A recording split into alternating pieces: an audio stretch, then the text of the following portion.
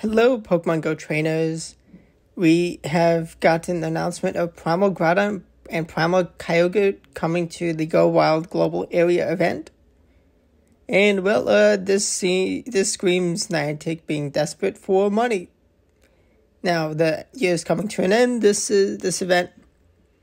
It seems like Niantic are trying to make a GoFest 2.0, which is cool, making another big event right before the year ends, but they've totally monetized this game, and understandable, but also it's just, so much. So there's going to be no guarantee on getting the moves for Origin, Palkia, and Dialga, but there's going to be a chance at backgrounds from catching them out of 4 to 5-star raids and Primal raids, which is cool. Going to see the primals. There's going to be no remote raid limit for between the November 22nd to 24th for everyone throughout the whole global event. And those ticket holders will get a special medal for completing their special research. The medals look cool. Standard practice for Niantic, which is nice. There's going to be a ton to happen. Well, we're getting Toxtricity, new Pokemon. The pre-evolution will be in eggs, which is nice. Going to be able to get candies. And we're also getting Gigantamax Toxtricity, which... So much Toxtricity, which... Yay, but also it is going to be overwhelming. Especially if you are a casual player and trying to get in raids for Groudon, Kyogre. Or you missed out on the Primal, the Origin forms. The shiny raids were terrible in Sinnoh Tour, so... Niantic, they definitely want people to raid. And, this is a summary of what's happening. So, Toxtricity max battles for Dynamax and Gigantamax. Origin, Palkia, Dialga raids. Cool. Primal Kyogre, Groudon returning. You do need to do, at least 4 or 5. At least 5. To go from 0 to enough Primal energy to...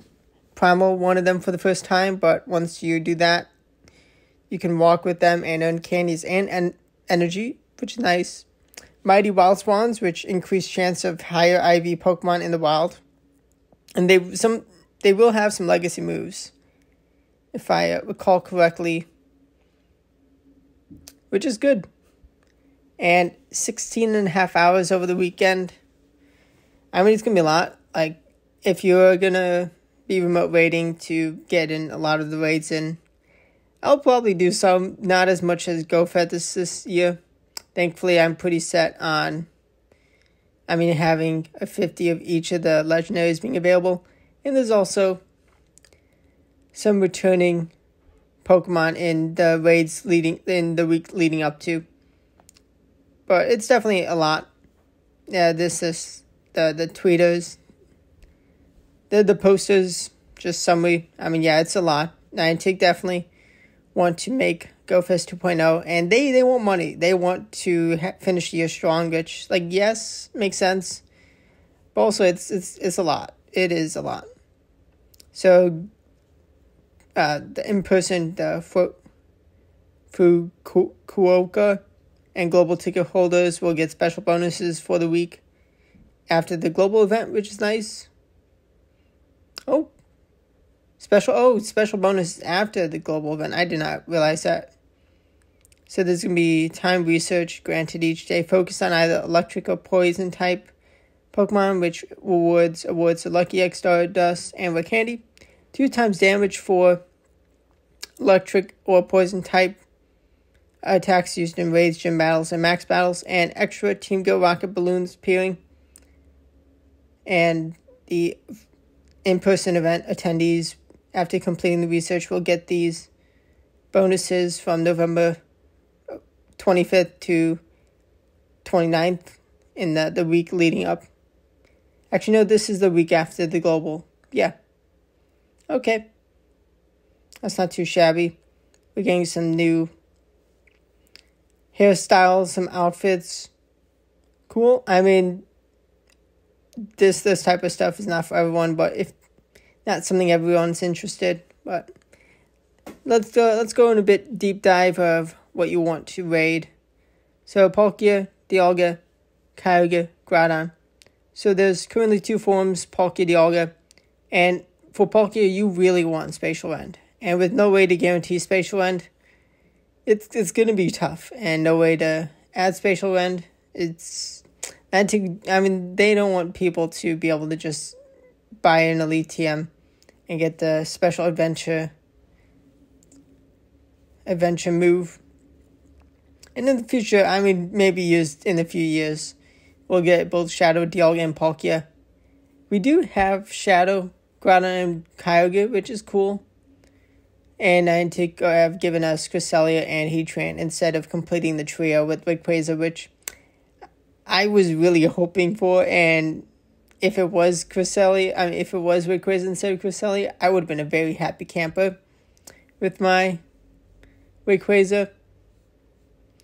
But oh well. But for me, I have 250 Dialgas. I'll happily get some more Palkia candies so I can build the non-Origin, which is still very strong. It's just Origin is so much better.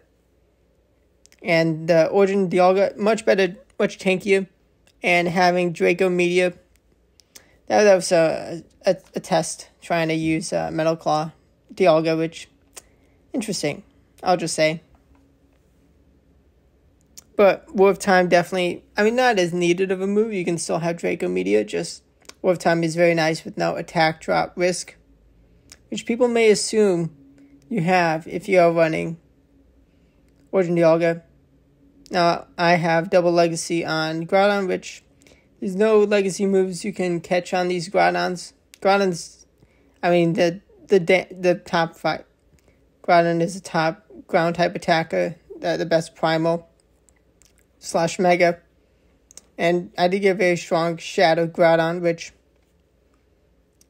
gonna hold off, but just cool to see how high I could get it up to. Very lucky to have gotten 15 attack, and I already double Legacied because I tested it out, and I waiting for Rayquaza to complete the trio to arrive. Yeah, Kyogre. Now, if you want Kyogre for PvP, it's definitely the better of the best of the trio, better than Groudon. Currently, even with the Surf nerf, and I do have Origin Pulse because I caught it with the Origin Pulse. It's the best water type moveset, Waterfall Origin Pulse for the best water type attacker. And I also did get a really good Shadow Kyogre. Would be nice to get the rest of the XLs I need, so I can just only need Groudon to be able to close out level 50 Shadow for the one day eventually we're going to have Shadow Rayquaza released. But Thunder and Blizzard, a bit more ideal in Master League. And we also have Mighty Pokemon. Day 1 are going to be Gyarados, Golem, Luxray, Pidgeot, Toxapex, Galvantula, Scolipede, and Tyrantrum. Now, I think they can only be shiny if they have the Megas, so Pidgeot, Gyarados. But increased chance for just having better IVs. Gyarados is a pretty strong Pokemon. It has a Shadow in the game. There's not too much need for the Shadow, but it can Mega. Golem is a decent rock type attacker. Definitely, if you're an early player, don't have Tyranitar yet, definitely not too shabby. Nothing too crazy. Luxray, it's a decent electric type attacker, but still something that, it'll be cool to see in the wild again. Unfortunately, Pidgeot was nerfed, but it has a Mega, which is not too bad. Definitely not as... you want the perfect 250 in Ultra League if you were to use it. Want some lower attack for a Great League. But, it's a nice shiny if you can find it. Toxapex, just... you do not need the Hunter at all. But if it was possible shiny, that would be cool. Galvantula, it's a niche pick in Ultra League. And the Shadow definitely also very cool and very strong, but Scolipede, we did get the Shadow released for very recently in the latest rotation. Nothing too special. Tyrantrum, I mean, there's just so many other better dragons and rock types. But, I mean, who knows? Mighty Pokemon, I mean, it's just another one of the many things. Day 2 got some very strong Pokemon. Dragonite, Mamoswine, Venusaur, Electivire, Poliwrath, Dragalge, Feraligatr, and Electros. I think this is definitely a stronger day for Mighty Pokemon that you may want. I mean, even if you're a veteran player. More Dragonites. I mean, it's cool to see Dragonite in the wild. Especially if you remember what it was like, the excitement of even, I mean, just being able to get a Dragonite in 2016 was amazing. Got mine in 2017 eventually, but this one, 2018 Hundo, just amazing. I mean, it's still such a very strong dragon and very handy in Master League. And Master Premier, very strong. Mamoswine, Shadow Mamoswine is what you want, but candies, and even if you don't have the shadows, the non-shadows still, I mean, it's cheaper, still very strong.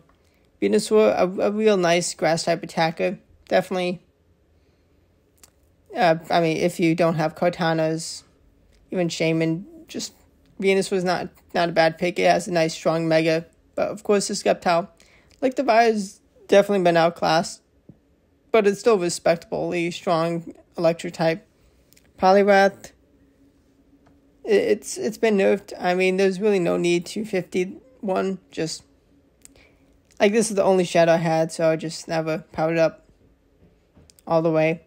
Wanted to keep it for Ultra. Dragalge, nothing too crazy about Dragalge, but Feraligatr, very, very meta. And if it can have Hydro Cannon in the wild, that would be very handy.